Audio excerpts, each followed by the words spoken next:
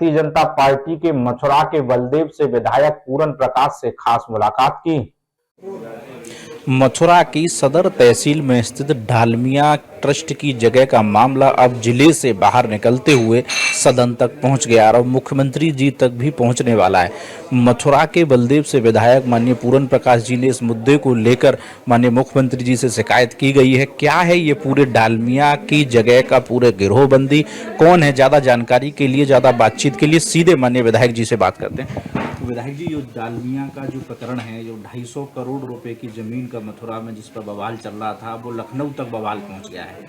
क्या है पूरा प्रकरण? वो अभी प्रकरण में शिकायत आई, मुझे कई बार पहले भी की थी जी, अभी भी की थी, कि जो इस समय एक भू माफियाओं का एक स्कंद चल रहा है जी, और चूंकि धार्मिक नगरी है हमारी वृंदावन, गोकुल, बलदेव, गोवर्धन, वहाँ पर भू माफियाओं का ऐसा एक प्रचंड यहाँ पर चल रहा है, जबकि सरकार टोटली जीरो टॉलरेंट अपनी वो है, गंभीर है, लेकिन फिर भी कुछ लोग उसको लेकर, जिनके कलकत्ता के थे डालमिया करके, स्वर्गीय हो गए, उनके बच्चों के नाम वो, कहीं भी विकास प्राधिकरण में कहीं उसका रजिस्ट्रेशन नहीं, कुछ नहीं, कोई वो नहीं, जनता को प्लॉटों को कागज पर दिखाकर सील किया जा रहा है, बेचा जा रहा है, उनसे पैसा वसूल किया जा रहा है, जब उसका कहीं अप्रूवल ही नहीं है कहीं पर भी। इस तरह से जो ये कर्म कर रहे हैं वो वास्तव में गंभीर हैं, और इसमें एक को देख के एक वो माफिया वो और आगे बढ़ गया, कोई कहीं के बड़ा बड़ा अलग अलग। मैं आपको बताऊं, आप देखिए खादर की ज़मीन है, वहाँ पर कोई नक्शा भी नहीं, कुछ भी नहीं, उसमें जो जमुना जी के अंदर आप जैसे गोकुल बैराज पार करेंगे, वहाँ बिल्डिंग की बिल्डिंग खड़ी कर ली है। प्राधिकार कहते कि हमारी सीमा में नहीं आता, जहाँ आता है वो उसको देख नहीं रहे हैं।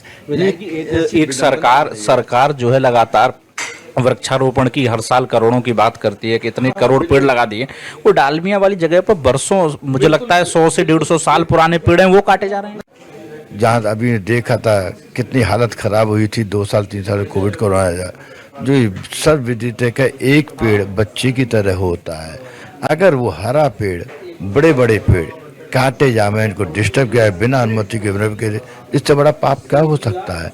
लेकिन इसमें कोई भी देखभाल नहीं हो रही है, इसीलिए मैंने 3-4 प्रकरण माननीय मुख्यमंत्री जी के दिए हैं, संज्ञान में डाले हैं, और माननीय मुख्यमंत्री ने गंभीरता से लिया है। इस तरह के चाहे आपका मतलब बिना रीरा रजिस्टर्ड की अवैध कॉलोनी हो, प्लाट हो, फ्लैट हो, 5 स्टार बिलाओं तक के आपके एक जो नेटवर्क चल रहा है, उस पर रोकथाम बहुत आवश्यक है। नहीं आगे आने समय पर जब सब पेड़ कट जाएंगे, हरियाली खत्म हो जाएगी, तो आगे आने वाली पीढ़ी हमको माफ़ नहीं करेगी। मैं एक जनप्रतिनिधि हूँ, मैं विधायक हूँ, मेरे पास जो आती हैं शिकायत आती हैं, मेरा काम है उनको लेकर शासन को अवगत कराना, शासन को पहुँचाना। माननीय मुख्यमंत्री जी ना, अब विचारणीय विषय है, अगर उसमें अनियमितता है तो तुरंत रोका जाए, जो उसमें लिप्त हैं उनको जो है रोकथाम करके उनके खिलाफ सख्त सख्त कार्रवाई की भी मैंने मांग की है। और अगर हम नहीं करेंगे, हम भी चुप हो जाएंगे, तो उसमें हम भी पाप की भागीदारी है भाई साहब। माननीय विधायक जी, क्योंकि ये शिकायत अगर जिले स्तर पे है, तो क्या जिला प्रशासन के कुछ लोगों से इस तरह की कोई किसी अफसर से बातचीत हुई क्या, या इस पर उन्होंने कोई कार्रवाई नहीं की, इसलिए माननीय मुख्यमंत्री शिकायत की गई? मैं नहीं समझता कि संज्ञान में ना हो, कहीं पर भी है आपकी। अब सदर तहसील पड़ती है, अब सदर तहसील जो है बिल्कुल शहर के चारों तरफ उसमें आता है, वहीं पर जो है जरा सी जमीन, यहाँ तो बहुत बड़ी बड़ी जमीनों के मामले हो रहे हैं, उनको रोकथाम जरूरी है, आवश्यक है।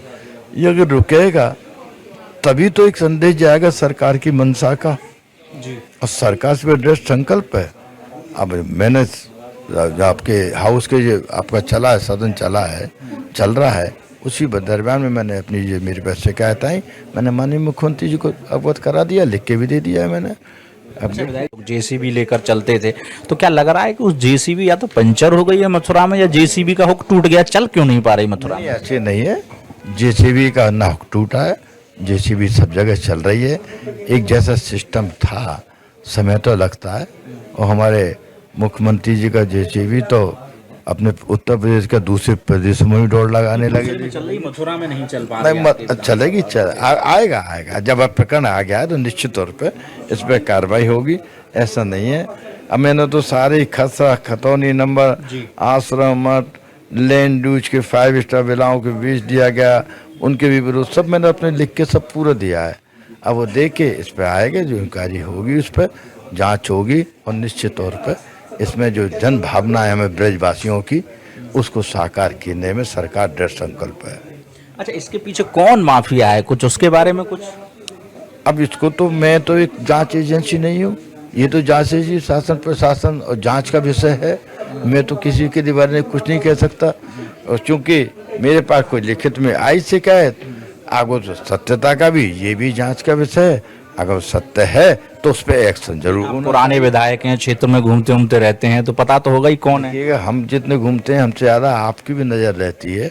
वो बात दूसरी है कि आप हमको आगे करके सब करते हैं, लेकिन हमारा यही सिद्धांत रहा है, चाहे वो 3 बार गोवर्धन से विधायक रहा हूँ, चाहे 3 बार बलदेव से हूँ, अपनी जनता ने मुझे जिम्मेदारी दी है, मेरा धर्म बनता है।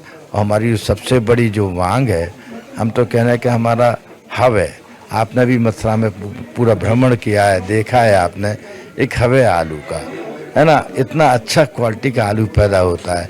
मैं तो आपके चैनल के माध्यम से मैं तो ये अनुरोध करूँगा, कम से कम आपके चैनल से वहाँ पर ये भी पहुँचे, जो किसान अन्नदाता है उसका जो है सारा डिपेंड, घर परिवार ब्याह शादी जीवन उसी पर रहता है। उस आलू को लेकर वो भटकता फिरता है।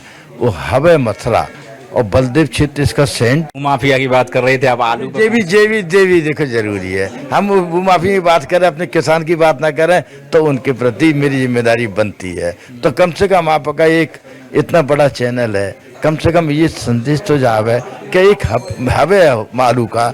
तो मथुरा में, मेरे क्षेत्र में, बलदेव में बहुत जगह भी है। एक जो चिप्स के पैकेट आते हैं, हवाबाजी आती है, 10 ग्राम नहीं होता, एक उसका एक प्लांट डल जावे।